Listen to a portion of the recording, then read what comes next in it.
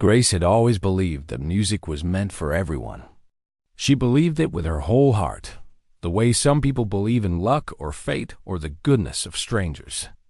But life has a strange way of testing the things we believe in most. She was 34 years old when she first walked into the community center on Maple Street. It was a Tuesday evening in early September, and the air outside was just beginning to cool. She had seen the flyer at the grocery store a week earlier. It was taped to the bulletin board near the exit, right next to advertisements for lawn care services and lost cats. The flyer said the Pine Hill Community Choir was looking for new members. No experience necessary. All voices welcome. All voices welcome. Those 3 words stayed with her for days. Grace had never been part of a group before. Not really. She had always been the quiet one, the one who sat in the back of classrooms and watched others raise their hands. She was the kind of person who apologized when someone else bumped into her, the kind who rehearsed what she would say at the coffee shop counter, just to order a simple latte. But something about that flyer called to her. Maybe it was loneliness. Maybe it was hope. Maybe it was both. The rehearsal room was larger than she expected. Rows of folding chairs faced a small stage, and a piano sat in the corner, its black surface catching the overhead lights. About 40 people filled the room, chatting and laughing in small groups. Grace stood near the door for a moment, clutching her purse strap like it was the only thing keeping her upright. A woman with gray hair and a warm smile approached her. She introduced herself as one of the alto singers and asked if Grace was new. Grace nodded, and the woman pointed her toward a sign-up table near the stage. That was where she met Mr. Harrison for the first time. He was a tall man in his 60s with glasses that sat low on his nose and a voice that carried across the room without effort. He was the choir director, and he had been leading this group for over 20 years. When Grace told him she wanted to join, he barely looked up from his clipboard. Soprano or alto? He asked. Grace hesitated. She wasn't sure. She had sung along to the radio her whole life, but she had never thought about what type of voice she had. I think maybe soprano, she said quietly. Mr. Harrison nodded and wrote something down. Back row, far left. We'll see how you blend. That was it. No welcome speech, no handshake, no smile. Just a direction to the back row. Grace found her seat and waited. When the rehearsal began, she tried her best to follow along. The song was unfamiliar, something classical with Latin words she couldn't pronounce. She watched the others and tried to match their mouths, their posture, their confidence. But her voice felt small. It wobbled on the high notes and faded on the long ones. She noticed the woman next to her glance over once, just a quick look. But it was enough to make Grace's cheeks burn. By the end of the night, no one had spoken to her except the gray-haired woman from the beginning. And even she seemed too busy with her own friends to say more than a quick goodbye. Grace drove home in silence. She didn't turn on the radio. She just let the quiet fill the car and tried to convince herself that it was only the first night. Things would get better, but they didn't. Not really. Week after week, Grace showed up to rehearsal. She learned the songs, memorized the words, and stood in her spot in the back row. But no matter how hard she tried, her voice never seemed to fit.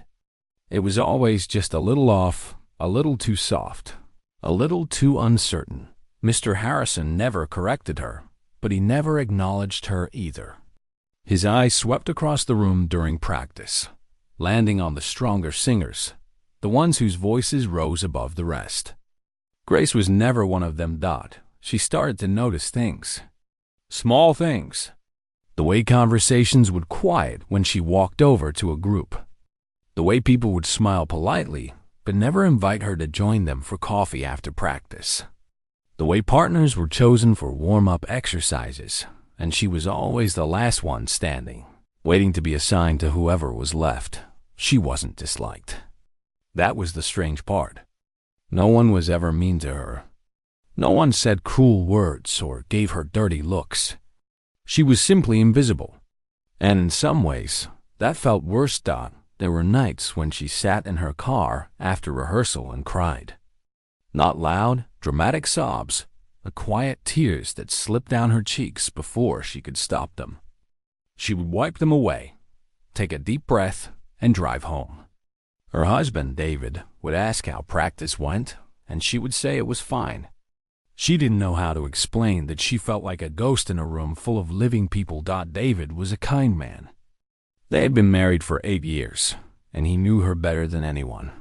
He could see the sadness she tried to hide, even when she smiled. One night, after she came home particularly quiet, he sat beside her on the couch and took her hand. "You don't have to keep going," he said gently. "If it's making you unhappy, just quit." Grace shook her head. "I can't. Why not?" She didn't answer right away. The truth was complicated, tangled up in memories and grief and things she hadn't spoken about in years. The truth had to do with her mother. Her mother had been a pianist. Not famous, but talented in a way that made people stop and listen. She had played at churches and weddings and small concert halls, and she had tried to pass that gift on to her daughter. For years, Grace had sat beside her on the piano bench, learning scales and chords and songs that felt like conversations without words. Music had been their language, the thing that connected them when nothing else could. But then her mother got sick. It happened fast, the way terrible things often do. One day, she was playing Chopin in the living room, and 6 months later, she was gone. Grace was 26 years old, and the silence her mother left behind was unbearable. She hadn't touched a piano since. 8 years had passed, and the instrument sat in her spare room, covered with a cloth, gathering dust. She couldn't bring herself to play it. Every time she tried, she heard her mother's voice in her head, guiding her fingers, and the grief would rise up so strong that she had to walk away. Joining the choir was supposed to be different. It was supposed to be a way back to music without the pain. A way to sing instead of play, to be part of something instead of alone with her memories. But standing in that back row, invisible and unheard, Grace wondered if she had made a mistake. Still, she kept going. Every Tuesday and Thursday, she showed up. She told herself that belonging takes time, that patience was a virtue, that someday someone would see her. She told herself a lot of things. 3 years passed like this. 3 years of standing in the shadows, of being the name no one remembered, of watching others shine while she faded into the background. 3 years of holding on to hope that was growing thinner by the day. And then everything changed. But Grace didn't know that yet. She didn't know that the thing she had been hiding, the gift buried under years of grief, was about to find its way into the light. She didn't know that sometimes the people who are ignored the longest are the ones who end up being heard the most. All she knew on that ordinary Tuesday night was that she was tired of being invisible. And somewhere deep inside her, something was beginning to wake up. 3 years is a long time to feel invisible. It's a long time to show up somewhere twice a week, give your best, and still feel like you don't exist. But that's exactly what Grace did. She kept going to choir practice, kept standing in the back row, kept singing words that no one seemed to hear. She had become a fixture in that rehearsal room, as familiar and unremarkable as the folding chairs and the faded curtains. People knew her face, but not her story. They knew her name but never used it. She was just there, the way a clock on the wall is just there, present but unnoticed. During those 3 years, Grace watched the choir change and grow. New members joined and were welcomed with open arms. Old members left and were celebrated with farewell parties. Solos were given out like prizes, and Grace auditioned for every single one. Each time, she would stand in front of Mr. Harrison and the small panel of senior singers, her heart racing, her palms damp. She would open her mouth and sing the first few notes. And each time, Mr. Harrison would hold up his hand after just a few seconds.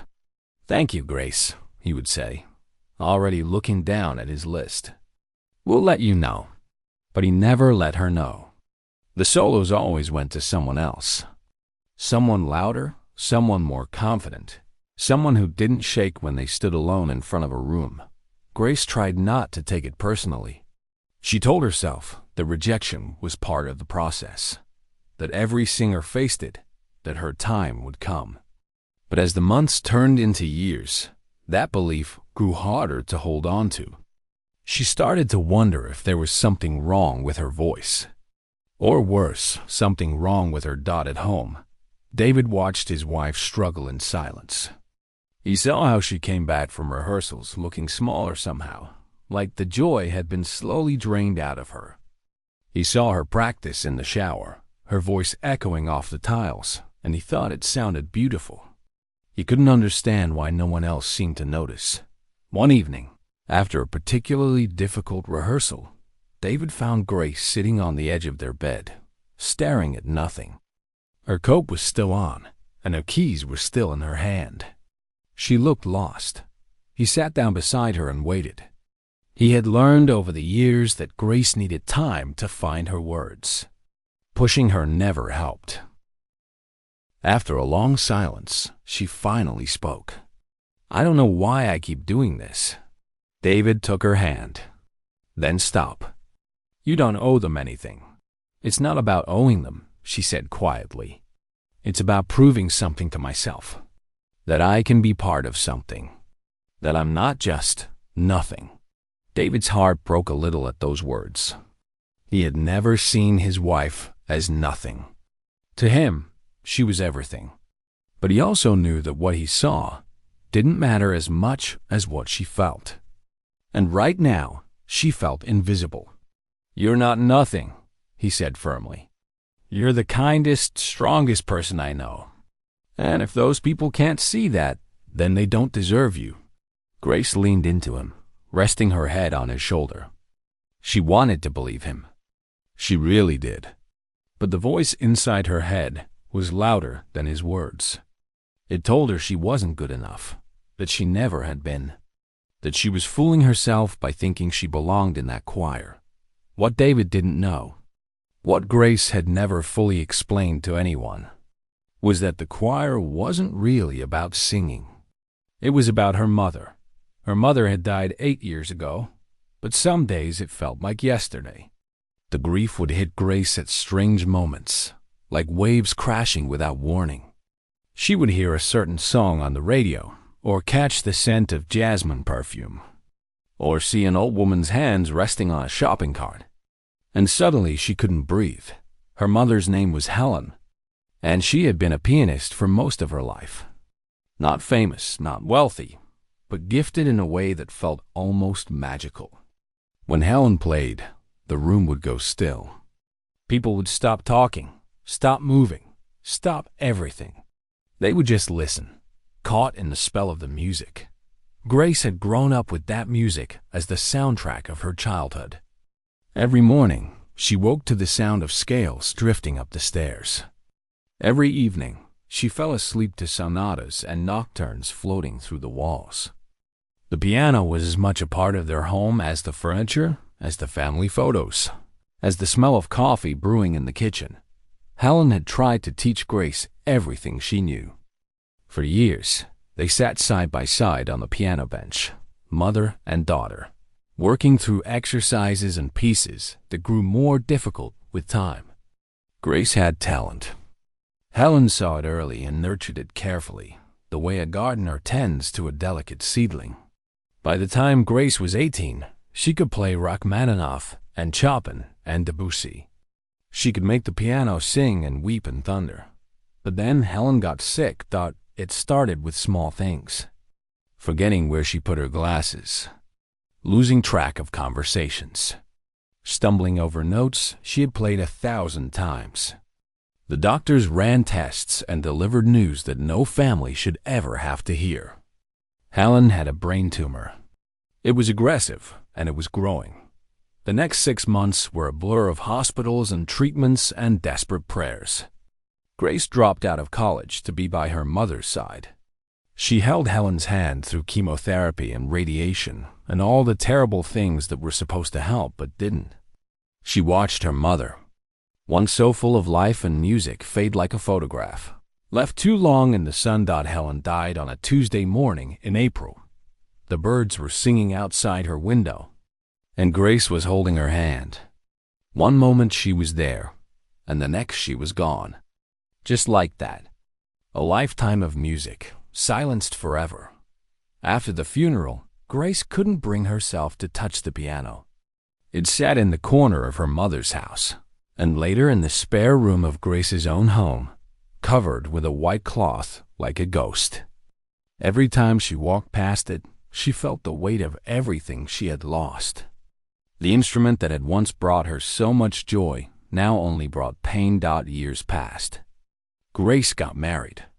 She built a life with David, a quiet life filled with small comforts and routines. But there was always something missing, a hollow place inside her that nothing seemed to fill. She tried to ignore it, tried to bury it under work and errands and the business of everyday living. But grief has a way of finding you, no matter how far you run. Joining the choir had been her way of running back. Back to music, back to connection, back to the part of herself she had locked away. She thought that singing might fill the hollow place, might bring her closer to her mother without the pain of the piano. But standing in that back row, unheard and unseen, she felt more lost than ever. Lately, though, something had started to shift. She began dreaming about the piano again. In her dreams, she was sitting on the bench beside her mother, their hands moving together over the keys. She could hear the music so clearly, feel the vibration of the strings beneath her fingers. And when she woke up, the longing was so strong that it took her breath away.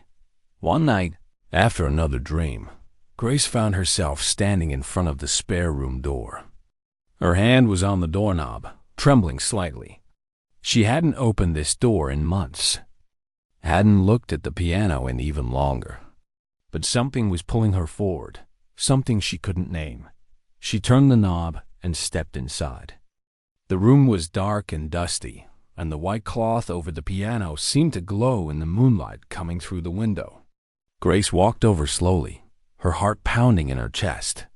She reached out and touched the cloth, feeling the familiar shape beneath it. She wasn't ready yet. She knew that. But for the first time in 8 years, she thought that maybe, someday, she might be.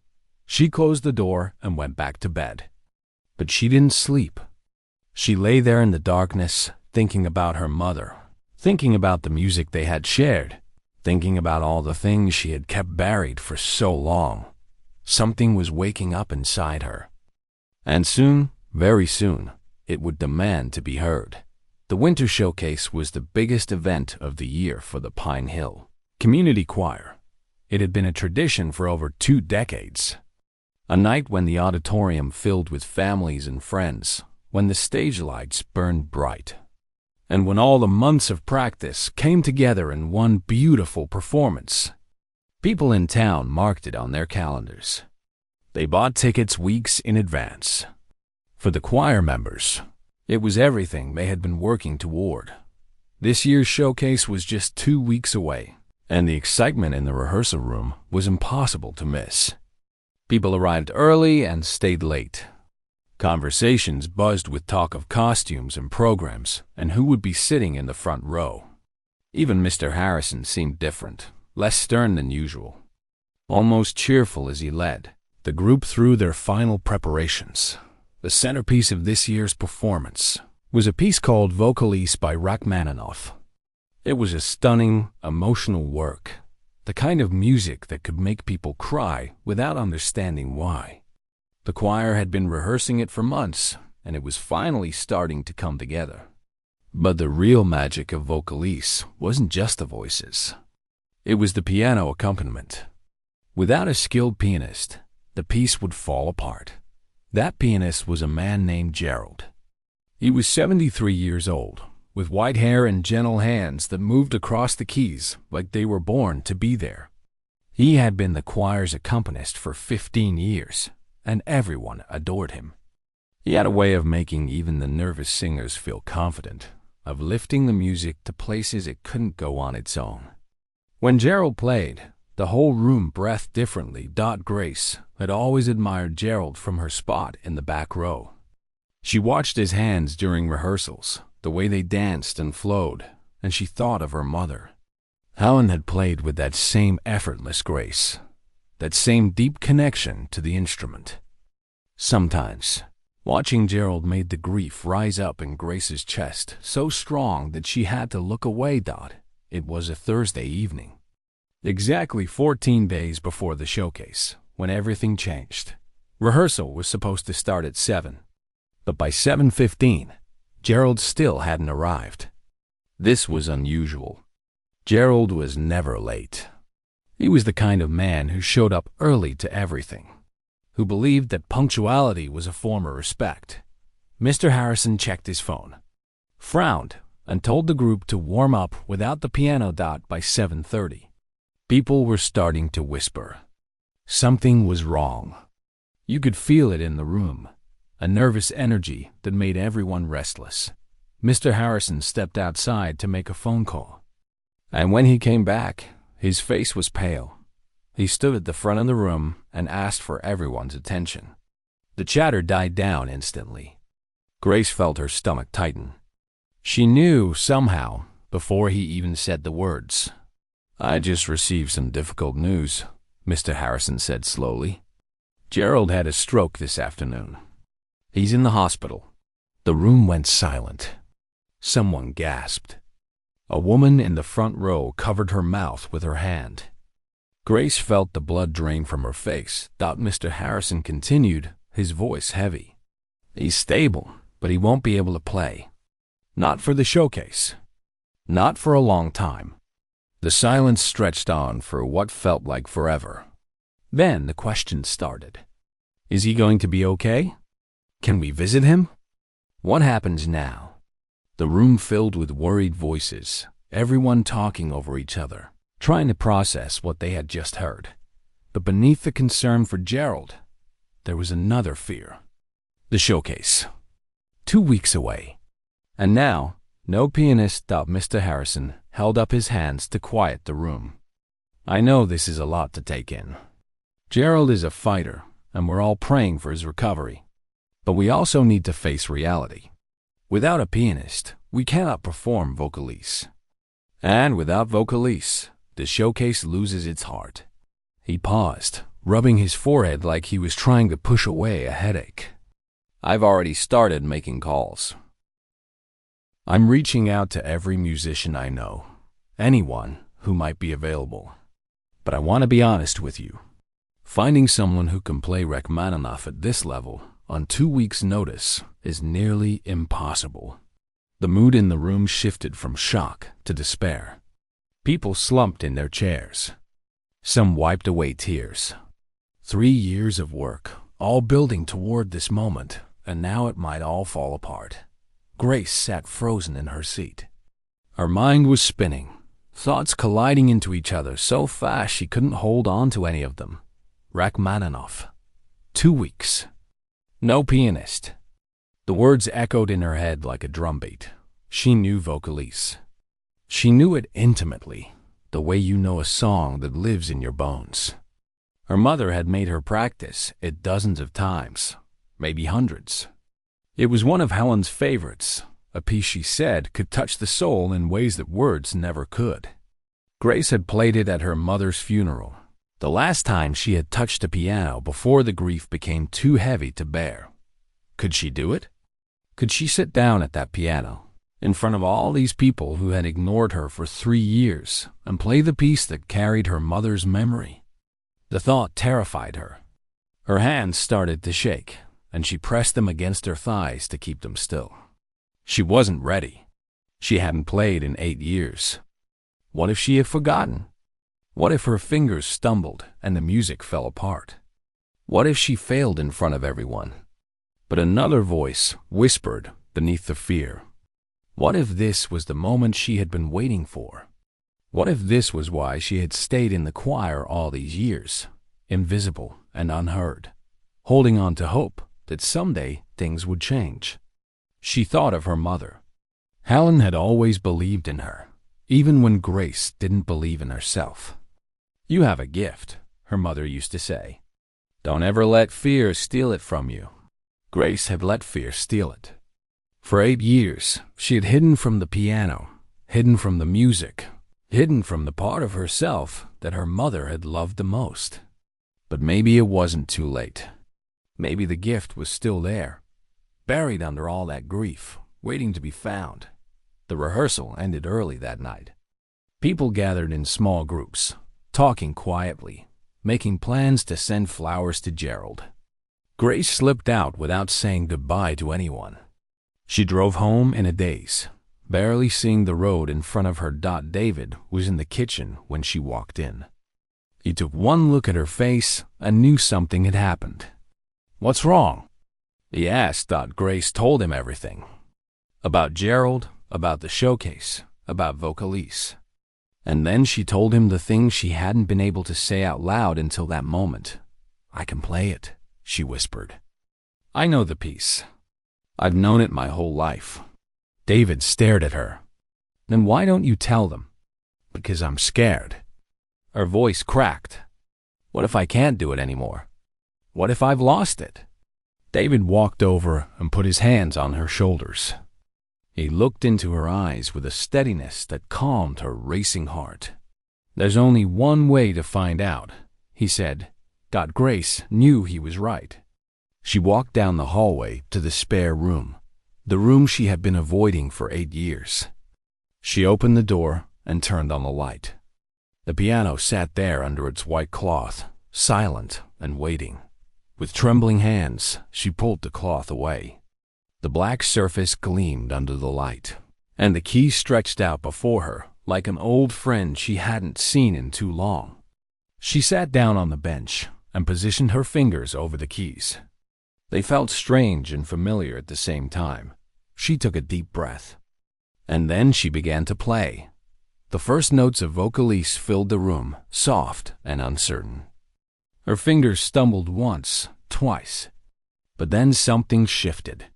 The music started to flow, pulling her forward, carrying her somewhere beyond the fear and the grief. She played, and the tears streamed down her face, and she didn't stop. She couldn't stop. When the last note faded, Grace sat in the silence, breathing hard. Her hands were shaking, her cheeks were wet, but for the first time in 8 years, she felt alive. She could still play. The gift was still there. And now she had a choice to make. Grace didn't sleep that night. She lay in bed staring at the ceiling, her mind racing with thoughts she couldn't quiet. Her fingers still tingled from playing the piano, and the music echoed in her head like a song that refused to end. She had played Vocalise from beginning to end without stopping. After 8 years of silence, the gift was still there. But knowing she could play and actually offering to play in front of everyone were two very different things. By morning, she had almost convinced herself to stay quiet. It was easier that way, safer. She could keep hiding in the back row, keep being invisible, keep protecting herself from the possibility of failure. The choir would find another pianist eventually, or they would cancel the showcase. Either way, it wasn't her problem to solve. But every time she closed her eyes, she saw her mother's face. She heard her mother's voice, gentle but firm, the way it always was when she was teaching Grace something important. "You have a gift. Don't ever let fear steal it from you." Fear had already stolen 8 years. How many more was Grace willing to give it? The next rehearsal was on Tuesday. Grace drove to the community center with her stomach in knots, still unsure of what she was going to do. The parking lot was quieter than usual. Fewer cars. When she walked inside, she understood why. The room felt heavy, like a fog had settled over everything. People sat in small clusters, speaking in low voices. Some chairs were empty. The hope that usually filled this space before a big performance was gone. Mr. Harrison stood at the front of the room, looking older than Grace had ever seen him. The lines on his face seemed deeper, and his shoulders sagged like he was carrying something too heavy to bear. He waited until everyone was seated, then cleared his throat. "I want to give you all an update," he said. "I spent the last 4 days calling every pianist I know. I've reached out to music schools, churches, other choirs. I've posted online and asked friends of friends." He paused, and the silence stretched out like a held breath. "No one is available. Not anyone who can handle Rachmaninoff on this timeline." A murmur rippled through the room. People exchanged glances, shaking their heads. A woman in the front row buried her face in her hands. Mr. Harrison continued. "I've thought about this long and hard, and I don't see another option. I'm going to start drafting the cancellation announcement tonight. I'll send it out by the end of the week." The words landed like stones dropped into still water. Cancellation. After all these months of practice, all the excitement, all the dreams of standing on that stage and sharing something beautiful with the community. It was over. Grace sat frozen in her chair. Her heart was pounding so hard she could feel it in her throat. This was the moment. She knew it. If she didn't speak now, she never would. But her voice wouldn't come. It was trapped somewhere deep inside her, locked behind years of silence and self-doubt. She opened her mouth, but nothing came out. The seconds ticked by. Mr. Harrison started gathering his papers. People began to stand, reaching for their coats and bags. And then, from somewhere she didn't recognize, Grace found her voice. "I can play it." The words came out quiet, almost a whisper. But in the heavy silence of that room, they carried. Mr. Harrison stopped. People turned. Every eye in the room landed on Grace, the woman from the back row. The one whose name half of them probably didn't remember. Mr. Harrison stared at her like she had spoken in a foreign language. "I'm sorry. What did you say?" Grace's cheeks burned. Her hands were shaking, and she pressed them against her legs to steady herself. "I said I can play it. Vocalise. I know the piece." For a moment, no one moved. Then someone let out a small laugh. It wasn't mean, exactly. More like disbelief. Grace heard whispers ripple through the room. She caught fragments of sentences. "Did she say piano? I didn't know she played. Is she serious?" Mr. Harrison took off his glasses and rubbed his eyes. When he looked at Grace again, his expression was careful, like he was trying to find the right words. "Grace," he said slowly, "I appreciate you wanting to help. I really do. But Vocalise isn't a simple piece. It's one of the most demanding piano accompaniments in the choral repertoire. It requires years of training, professional-level skill. This isn't something someone can just volunteer for." Grace felt her face grow hotter. She knew how this looked. She knew what they all thought of her. The quiet woman who couldn't even land a solo, suddenly claiming she could play Rachmaninoff. It sounded ridiculous. Maybe it was ridiculous, but she thought of her mother. She thought of all those hours on the piano bench, all those lessons, all that love poured into teaching her something beautiful. She thought of the music she had played just 2 nights ago, alone in her spare room, tears streaming down her face. It wasn't ridiculous. It was real. She stood up. Her legs felt unsteady, but she forced herself to walk toward the front of the room. People moved out of her way, watching her with a mixture of curiosity and doubt. She could feel their eyes on her, heavy and skeptical. When she reached the piano, she stopped. It was a beautiful instrument, a grand piano with a glossy black finish that reflected the overhead lights. It looked nothing like her mother's old upright at home, but when Grace placed her hand on its surface, she felt the same familiar pull. "Please," she said, looking at Mr. Harrison, "just let me try." Something in her voice must have reached him because he hesitated. He looked at the choir, then back at Grace. Finally, he nodded slowly. "All right," he said. "Show us what you can do." Grace sat down on the bench. The room had gone completely silent. She could hear her own breathing, her own heartbeat. 40 pairs of eyes were watching her, waiting for her to fail. She placed her fingers on the keys. They were cool and smooth, and the feeling sent a shiver through her. For a moment, she was back in her mother's living room, sunlight streaming through the windows, Helen's voice guiding her through the difficult passages. "Feel the music," her mother would say. "Don't just play the notes. Tell the story." Grace took a deep breath, and then she began. The opening notes of Vocalise floated into the air, soft and haunting. At first, her fingers were hesitant, feeling their way back to a language they hadn't spoken in years. But with each measure, the hesitation faded. The music began to flow, building and swelling, filling the room with something that felt almost sacred. Grace forgot about the people watching her. She forgot about the doubt and the fear and the years of being invisible. There was only the music, the story her fingers were telling, the conversation between her heart and the keys. She played like her mother had taught her, not just hitting the notes, but breathing life into them. The piece rose to its emotional peak, the melody soaring with a beauty that seemed to come from somewhere beyond the room. Grace felt tears prick her eyes, but she didn't stop. She couldn't stop. This was for her mother.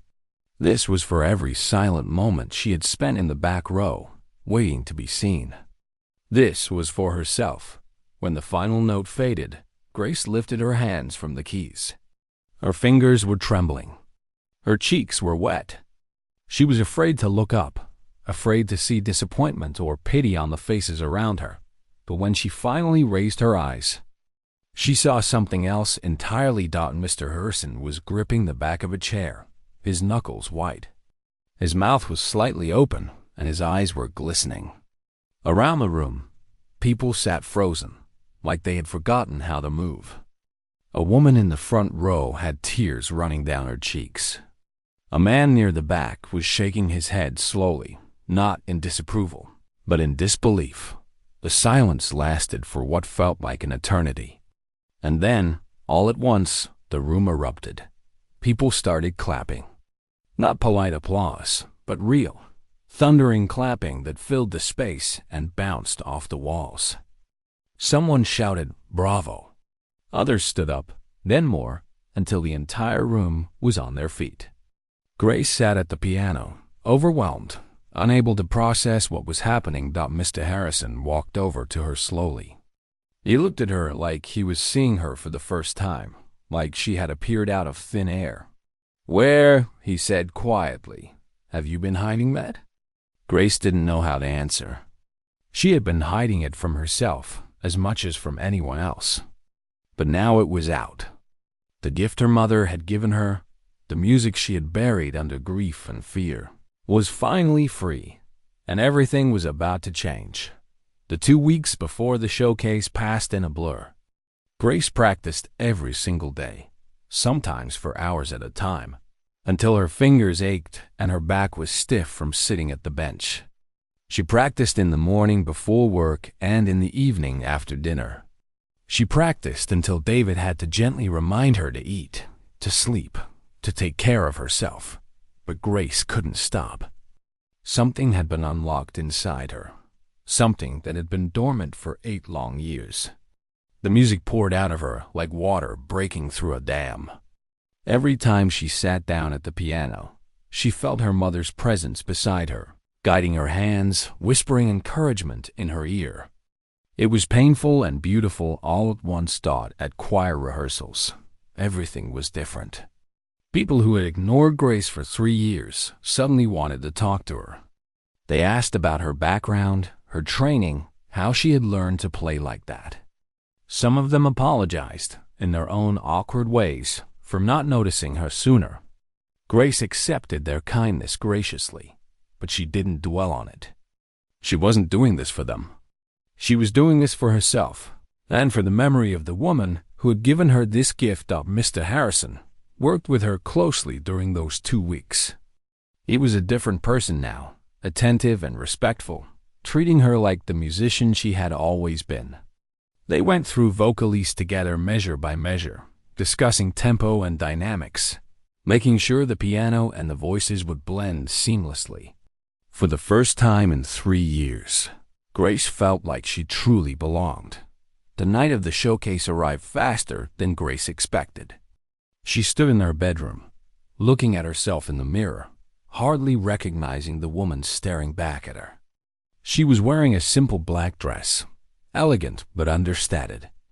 Her hair was pulled back, and her makeup was soft. But the most important part of her outfit wasn't something anyone else would notice. Around her neck hung a delicate silver chain, and from it dangled a small pendant that had belonged to her mother. In her ears were her mother's pearl earrings, the ones Helen had worn to every performance she ever gave. Grace touched one of them gently, feeling the smooth surface against her fingertip. "I wish you could be here," she whispered to the empty room. "I wish you could see this." But even as she said the words, she knew that wasn't quite true. Her mother was here. She had been here all along, living in the music, waiting for Grace to find her way back. David drove her to the auditorium. He held her hand the whole way, not saying much, just letting her know he was there. When they pulled into the parking lot, Grace saw the crowd streaming toward the entrance. Families with children, elderly couples walking arm in arm, groups of friends chatting and laughing. The showcase was a beloved tradition in this town, and it seemed like half the community had turned out. Grace felt her stomach flip. This was really happening. In less than an hour, she would walk onto that stage and sit down at a piano in front of hundreds of people. The thought made her dizzy. David walked her to the backstage entrance and kissed her forehead. "You're going to be amazing," he said. "I'll be in the front row." Grace nodded, unable to speak. She watched him disappear into the crowd, then turned and walked through the backstage door. The other choir members were already there, dressed in their matching robes, buzzing with nervous energy. When Grace entered, several of them came over to wish her luck.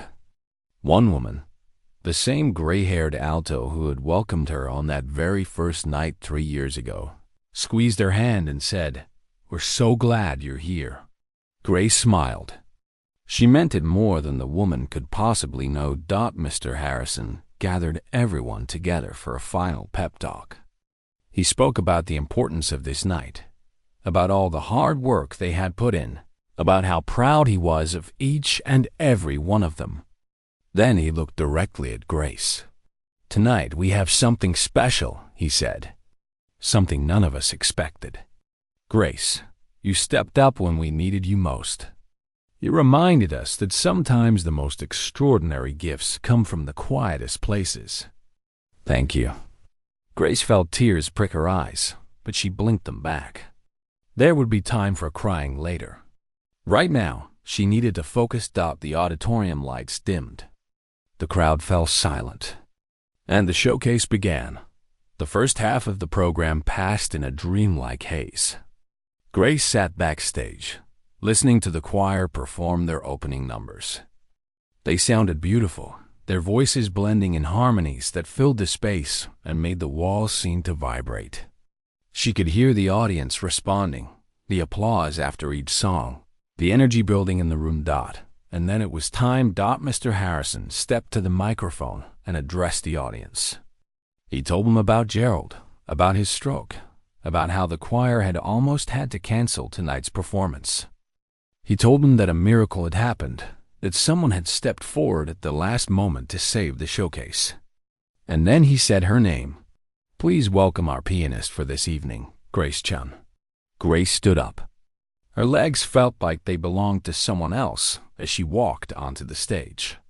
The lights were bright, much brighter than she had expected, and for a moment she couldn't see anything but white. Then her eyes adjusted, and she saw the audience. Rows and rows of faces, all looking at her, waiting, She walked to the piano. It was a beautiful grand, even more impressive than the one at the community center. She sat down on the bench and adjusted her position. Her hands were trembling. She placed them in her lap and took a slow, deep breath. She thought of her mother. She thought of all those years on the piano bench, learning and growing and falling in love with music. She thought of the grief that had silenced her and the courage it had taken to find her voice again. She thought of every Tuesday and Thursday night she had spent in that back row, invisible and unheard, holding on to hope. This was her moment. Not to prove anything to anyone else, but to prove something to herself. That she was more than her fear. That she was more than her grief. That the gift her mother had given her was still alive, still burning, still waiting to shine. Grace lifted her hands and placed them on the keys. The choir stood behind her, ready. Mr. Harrison raised his baton, and Grace began to play. The opening notes of Vocalise drifted into the auditorium like a gentle breeze. The choir joined in, their voices weaving around the piano melody, creating something that was greater than the sum of its parts. Grace played with everything she had, pouring her heart into every note, letting the music carry her somewhere beyond the stage, beyond the audience, beyond everything. She played for her mother. She played for the little girl who had sat on that piano bench so many years ago, dreaming of moments just like this. She played for every person who had ever felt invisible, who had ever doubted themselves, who had ever wondered if they were enough. The music built and swelled, rising to its emotional peak. Grace felt tears streaming down her face, but she didn't stop. She couldn't stop. The piano sang beneath her fingers, and the choir soared above her. And together, they created something magical. When the final note faded into silence, Grace lifted her hands from the keys. For a moment, the auditorium was completely still. No one moved. No one breathed. And then the applause began. It started slowly, a few scattered claps, and then it grew. It grew and grew until it was a roar. A wave of sound that crashed over Grace and left her breathless. People were standing. The entire audience was on their feet, clapping and cheering and wiping tears from their eyes. Grace looked out at the crowd. She saw David in the front row, his face wet, his hands raised above his head as he clapped. She saw strangers moved by something she had created. She saw a community brought together by the power of music. And somewhere, in the space between the notes, she saw her mother smiling. After the show, people surrounded Grace. Choir members hugged her and thanked her. Audience members she had never met shook her hand and told her how moved they had been. Mr. Harrison offered her the Mr. D position of permanent accompanist on the spot. But the moment Grace would remember most came later. When the crowd had thinned and the auditorium was nearly empty, she stood alone on the stage, looking at the piano one last time. "Thank you, Mom," she whispered. She had spent 3 years being ignored. She had spent 8 years hiding from herself. But tonight she had finally been heard. And she knew with absolute certainty that this was only the beginning. The woman whose voice was once ignored had found a different way to sing, and her music would never be silent again.